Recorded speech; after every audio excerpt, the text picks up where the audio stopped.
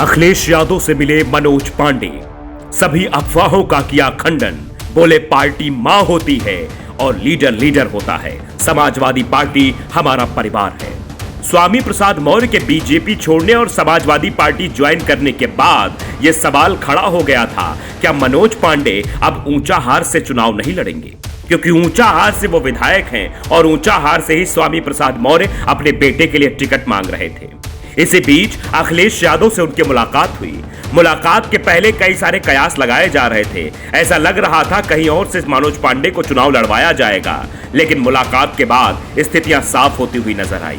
जब मुलाकात के बाद मनोज पांडे बाहर आए तो कई सारे सवाल पूछे गए, लेकिन सवालों का जवाब मनोज पांडे ने दिया। सबसे पहले उन्होंने कहा कि पार्टी मां होती है, लीडर लीडर होता है, समाजवादी पार्टी हमारा परिवार। जरा सुनिए।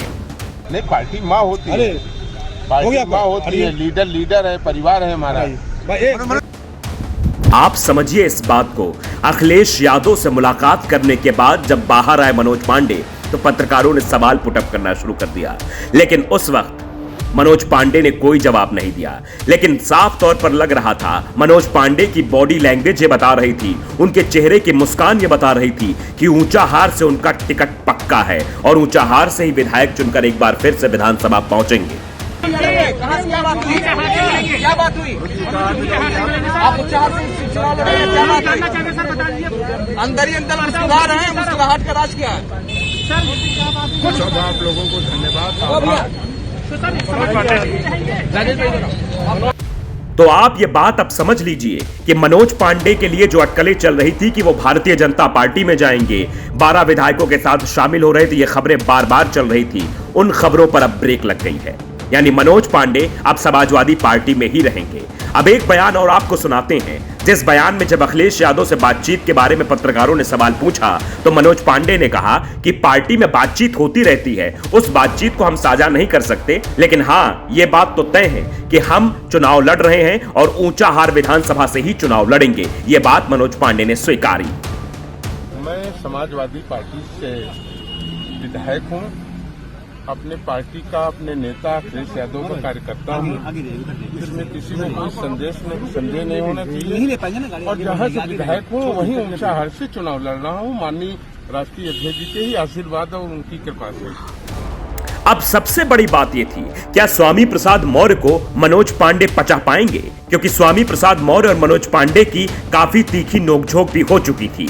आपने देखा था ब्लॉक प्रमुख के चुनाव में किस तरह से आमने सामने हो गए थे मनोज पांडे और अशोक मौर्य, जो कि स्वामी प्रसाद मौर्य के बेटे हैं। उस वक्त गुंडागर्दी की खबरें खूब सामने चल रही थी। लग रहा था इन दोनों के बीच अब मुकाबला होगा, कड़ी टक्कर होगी, कड़ा चुनाव होगा। लेकिन वो कड़ा चुनाव अब कहां है ये पता नहीं लग पा रहा है। और वहीं जब स्वामी प्रसाद मौर्य के बारे में यह सवाल पूछा गया कि स्वामी प्रसाद मौर्य भी पार्टी में शामिल हो रहे हैं, तो उस पर क्या जवाब दिया मनोज पांडे ने, आप सुनिए।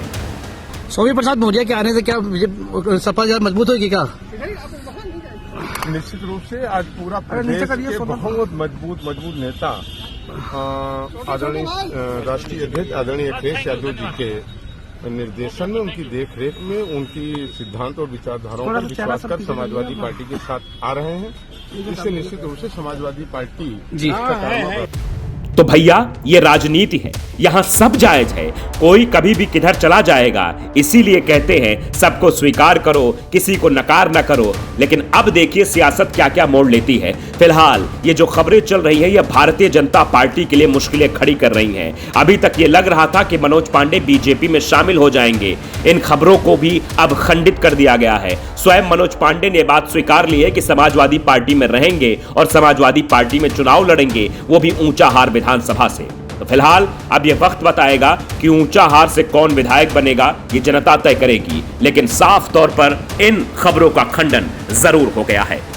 Bureau report the such.